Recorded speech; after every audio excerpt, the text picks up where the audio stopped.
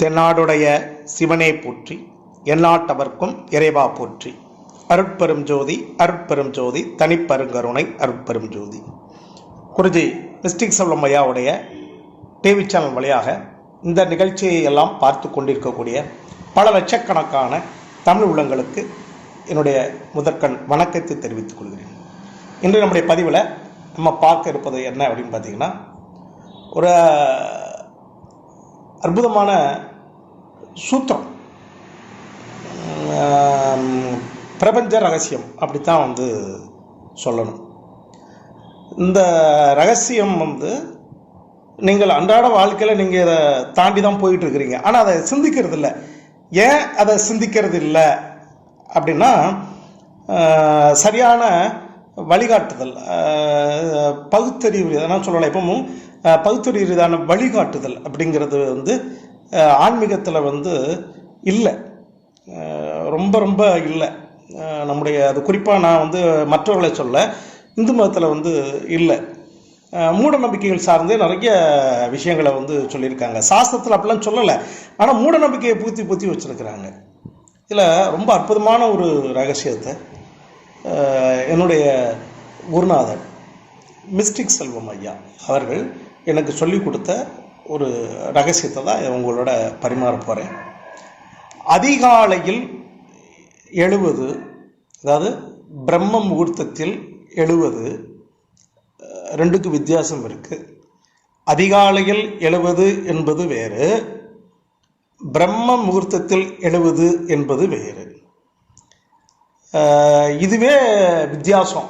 இதுவே 99% யாருக்கும் தெரியாது. அதிகாலைன்னா என்ன, பிரம்ம முகூர்த்தம் என்றால் என்னங்கிறத யாருக்கும் தெரியாது. ஆனால் நீங்கள் பாருங்கள், புஸ்தகங்களை பாருங்கள், படித்து பாருங்கள், எல்லாத்தையும் பாருங்கள். அதிகாலையும் பிரம்ம முகூர்த்தம் ஒன்றா தான் விளக்கிட்டு இருக்காங்க. அது கிடையாது. அதிகாலைலாம் என்னென்னு தெரியணும், பிரம்ம முகூர்த்தம் என்ன தெரியணும். அப்போ அந்த அதிகாலையில் எழுவது நல்லதா, பிரம்ம முகூர்த்தத்தில் எழுவது நல்லதா அப்படின்னு இங்கே ஒரு கேள்வி வருது. இதுக்கே ஒரு விளக்கம் கொடுக்க வேண்டியிருக்கு. பிரம்ம முகூர்த்தத்தில் ஒவ்வொரு மனிதனும் எந்திரிக்கின்ற பொழுது அவன் வாழ்க்கையில் வெற்றிகளை குவிப்பான் அப்படிங்கிறது உண்மை. இதில் எந்த விதமான மாற்று கருத்தும் இல்லை. சரியா? இதை அனுபவபூர்வமாக நம்ம பல ஆண்டுகளாக உணர்ந்து என் அனுபவத்தை நான் சொல்கிறேன், குருநாதர் வழிகாட்டினதன் அடிப்படையில். சரியா? ஆமாம். இப்போ இதே என்னுடைய குருநாதர் மிஸ்டிக் செல்வம் ஐயாவுடைய குலகுருவாகிய வாசி யோகி, அப்படிதான் சொல்லணும், நவகுண்ட யோகி, ஒரு பெரிய யோகி, வராகி சுப்பிரமணிய சடையப்பர் இதை அப்படியே ஊர்ஜிதப்படுத்தினார். இதுதான் உண்மை என்பதை அழுத்தம் திருத்தமாக சொல்கிறார். இவ்வளோ பெரிய ஒரு மகான் அப்படிங்கிறத கூட இருந்து அனுபவித்து பார்த்தேன், எனக்கு தெரியும். அதனால தான் எப்பொழுதும் என்னுடைய பதிவில் இவர்களை எல்லாம் நாம் ஞாபகப்படுத்தி கொண்டிருப்பதற்கு காரணம், இந்த உலகம் புரிந்து கொள்ள தவறியவர்கள். மிஸ்டிக் செல்வம் ஐயாவை கூட கொஞ்சம் தெரிஞ்சிருக்கும், இந்த வராகி சுப்பிரமணிய சடையப்பரை நிறைய பேருக்கு தெரியாது. அதற்காகத்தான் என்னுடைய பதிவுகளில் மிஸ்டிக் செல்வத்துக்கே ஒரு குலகுரு அப்படின்னா பார்த்துக்கோங்க ஐயாவுக்கு. சரியா? இப்போ நம்ம சொல்லப்போம் இந்த விஷயத்துக்கு வரும். பிரம்ம முகூர்த்தம்னா என்ன, அதிகாலையில் எழுதல் என்றால் என்ன? நீங்கள் பாருங்கள், பிரம்ம முகூர்த்தத்தில் எந்த காரியம் செஞ்சாலும் ஜெயிச்சிரும் அப்படின்னுட்டு சொல்லிக்கிட்டு இருக்கிறாங்க. இது உண்மையா அப்படின்னு கேட்டால் ஓரளவு உண்மை, அவ்வளோதான். ஓரளவு உண்மை, முழுமை இல்லை. சரியா? அதிகாலையில் எழுவது என்பது வேறு, பிரம்ம முகூர்த்தத்தில் எழுவது என்பது வேறு. அதிகாலை என்பது கூடுமான வரைக்கும் எடுத்துக்கிட்டிங்கன்னா 4:30, அதாவது பொதுவாக சூரிய உதயம் 6 மணி என்று வைத்துக் கொள்ளுங்கள். சூரிய உதயம் 6 மணி என்று வைத்துக் கொள்ளுங்கள். அப்போது 4:30 மணி முதல் 6 மணி வரைக்கும் உள்ள காலத்தை பிரம்ம முகூர்த்தம் அப்படின்னு சொல்கிறாங்க. இது அப்பட்டமான பொய். 4:30 மணி டு 6 மணி பிரம்ம முகூர்த்தம் கிடையாது. என்னுடைய யூடியூப்பில் போய் பாருங்கள். இது சம்மந்தமாக ஏற்கனவே முன்னாடி வேறொரு விதத்தில் வீடியோ போட்டிருக்கிறேன். இது சம்மந்தமாக வேறொரு விஷயத்துக்காக நான் போட்டிருக்கேன், அதில் இதை பற்றி சொல்லியிருக்கிறேன். சரியா? மீண்டும் ஞாபகப்படுத்துகிறேன். 4:30 மணி டு 6 மணி என்பது பிரம்ம முகூர்த்தம் அல்ல. நீங்கள் 4:30 மணிக்கு எந்திரிக்கிறதோ, 4 மணிக்கு எந்திரிக்கிறதோ, 5 மணிக்கு எந்திரிக்கிறதோ அதிகாலையில் எழுதல், அவ்வளோதான். பிரம்ம முகூர்த்தத்தில் அதிகாலையில் எழுவதனால் மட்டும் உங்களுக்கு வெற்றி அல்ல.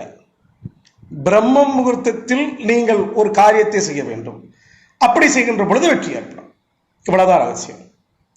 சரியா? இதான் பகுத்தறிவு, விஞ்ஞானம், சயின்ஸ் நிரூபிக்கப்பட வேண்டிய எந்த விஷயத்தையும் நம்ம ஆதாரபூர்வமாக நிரூபிக்க வேண்டிய ஒரு விஷயம். இப்போ என்ன அப்படின்னு பார்த்தீங்கன்னா 4 to 6, 4:30 to 6 இப்படி எல்லாமே 6 மணிக்கு சூரியன் ஒத்துக்கிட்டோம்னா இதெல்லாம் அதிகாலை விழுதல். இந்த அதிகாலையில் எழுந்திருப்பது என்பது நல்லதா அப்படின்னு கேட்டால் 100க்கு 100% நல்லது. இதில் எந்த விதமான மாற்று கருத்தும் கிடையாது. வாழ்க்கையில் இது ஒரு வகையில் ஒரு முன்னேற்றத்திற்குண்டான ஒரு படிநிலை என்பதில் எனக்கு மாற்று கருத்து கிடையாது. ஏன்னா உடனே இந்த அறிவுஜீவிகள்னு சொல்லிட்டு இருப்பாங்க பார்த்தீங்களா, அவங்க உடனே வருவாங்க. காலைல 5 மணிக்கு எழுந்திரிச்சு பேப்பரை போட போகிறான், காலைல 5 மணிக்கு எழுந்திரிச்சு கூலி தொழிலாளி மூட தூக்க போகிறான், அவனை வாழ்க்கையில் முன்னேறிட்டானான்னு இவங்க என்ன செய்வாங்கன்னா அந்த அறிவுஜீவிகள்லாம் கேள்வி வைப்பாங்க.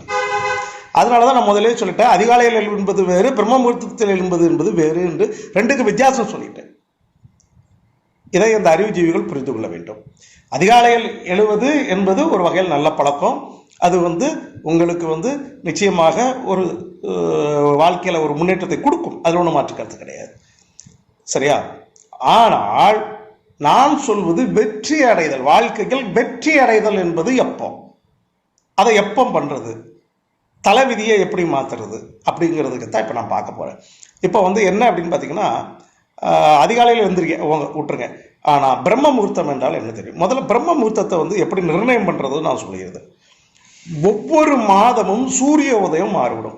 சித்திரை, வைகாசி, ஆனி, ஆடி, ஆவணி இப்படி மாறும். ஊருக்கு ஊர் மாறும். சென்னையில் இருப்பவர்களுக்கு சூரிய, உதாரணத்துக்கு நம்ம சித்திரை மாதம் தூத்துக்குடியில் சூரிய உதயம் 6:05 என்று வைத்துக்கொள்ளும்.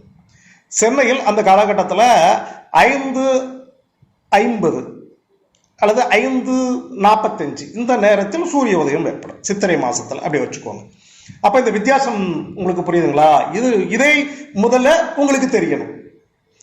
இதை தெரிந்து கொண்டு செயல்படாமல் நான் காலையில் எழுந்திரிச்சிட்டேன், நான் செஞ்சேன் அப்படின்னு சொன்னால் அதற்கு நான் பொறுப்பில்லை. இதுதான் அறிவு. எதையும் அறிவுபூர்வமாக செய்ய வேண்டும் என்பதுதான் நிரூபிக்கப்பட வேண்டும். அதுதான் நான் சொல்லக்கூடியது. சரியா? அப்போது இங்கே ரொம்ப முக்கியமான ஒரு விஷயத்தை புரிஞ்சுக்கோங்க. சூரிய உதயம் அப்படிங்கிறது மாதம் மாதம் ஊருக்கு ஊர் மாறுபடும். அவரவர்கள் அந்தந்த ஊரில் இருக்கக்கூடிய அச்சாம்ச ரேகாம்ச பிரகாரம் சூரிய உதயத்தை கணித்துக் கொள்ளுங்கள். கணித்து கொண்டீர்கள் என்றால் நன்றாக ஞாபகம் வைத்துக் கொள்ளுங்கள். சூரிய உதயத்திற்கு முன்பாக 10 நிமிடம், சூரியன் உதைத்து 5 நிமிடம்.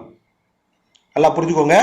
சூரிய உதயத்திற்கு முன்பாக 10 நிமிடம், சூரியன் உதயம் ஆகி 5 நிமிடம், மொத்தம் இந்த 15 நிமிடம். இந்த 15 நிமிடம் தான் பிரம்ம முகூர்த்தம். ஏன்னா இந்த 15 நிமிடங்கள் மட்டும்தான் சூரியனில் இருந்து அல்ட்ரா வயலட் கதிர் அப்படிங்கிற அந்த ஒளி பாய்ச்சல் வெளியே வரும். இந்த ஒளி பாய்ச்சல் தான் நமக்கு தேவையானது. சூரியன் உதயமாவது போகுது, ஆனா அந்த அல்ட்ரா வயலட் கதிரானது உங்களுக்கு நன்மையை செய்யும். அந்த அல்ட்ரா வயலட் கதிரை நீங்கள் எப்படி உள்வாங்குவது அந்த நேரத்தில் அப்படிங்கிறது யாருக்கும் தெரியல. இதுதான் ரகசியம். 5 மணிக்கு வச்சு மூட தூக்கிட்டு இருப்பாரு அவர். அல்ட்ரா வயலட் கதிர் வர்ற நேரத்திலே மூட தூக்கிட்டு தான் இருப்பாரு. இப்ப புரிஞ்சுக்கிட்டீங்களா? அப்போ அதிகாலையில் எழுந்திருக்கிறது வேற, பிரம்ம முகூர்த்தத்தில் எழும்பது என்பது வேறு. நீங்க அதிகாலையில் கூட எழுந்திரிச்சுக்கோங்க, ஆனா பிரம்ம முகூர்த்தம் எப்பொழுது என்பதை முதல்ல புரிந்து கொண்டு அந்த பிரம்ம முகூர்த்தத்தில் நாம் சொல்கின்ற செயலை செய்ய வேண்டும். நாம் சொல்லுகின்ற செயலை செய்ய வேண்டும். இதுதான் இங்க உள்ள ரகசியம். அந்த அல்ட்ரா வயலட் கதிர் என்பது எப்பொழுது வருகிறதோ அதுதான் புனிதமான காலம். அந்த புனிதமான காலத்தில் நீங்கள் இறை வழிபாடு செய்ய வேண்டும். உங்கள் விதியை மாற்றக்கூடியது அப்பந்தான். உங்களுக்குன்னு ஒரு கர்ம பலன் இருக்குன்னா அதை மாற்று, அதுதான் சந்தியாவந்தனம். சூரியன் காலையில் என்ன சொல்லுவாங்க? சூரிய உதயத்திற்கு முன்பு, சூரிய உதயத்திற்கு முன்பாக தான் சந்தியாவந்தனம் செய்யணும்னு சொல்லப்பட்டிருக்கு. புரியுதுங்களா? இதான் ரகசியம். அப்போ சூரிய உதயத்திற்கு முன்பாக 4:30 மணிக்கு சந்தியாவந்தனம் பண்ணக்கூடாது. சூரியன் உதயம் ஆகி கொண்டிருக்கின்ற பொழுது செய்ய வேண்டும்.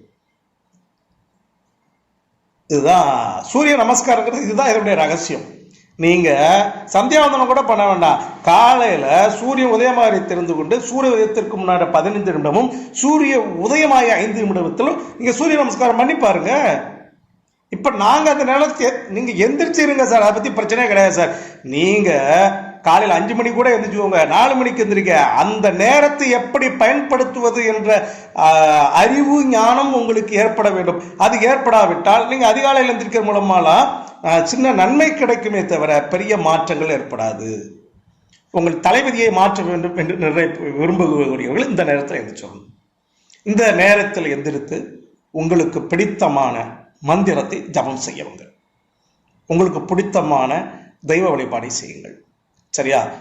இதில் எப்படி பண்ணணும் அப்படிங்கிறதுக்கு எனக்கு எங்கள் குருநாதர் சொல்லி கொடுத்துருக்கிறாரு. அதை நான் நிச்சயமாக நான் அடுத்த பதிவில் நான் அதை கட்டாயம் சொல்கிறேன்.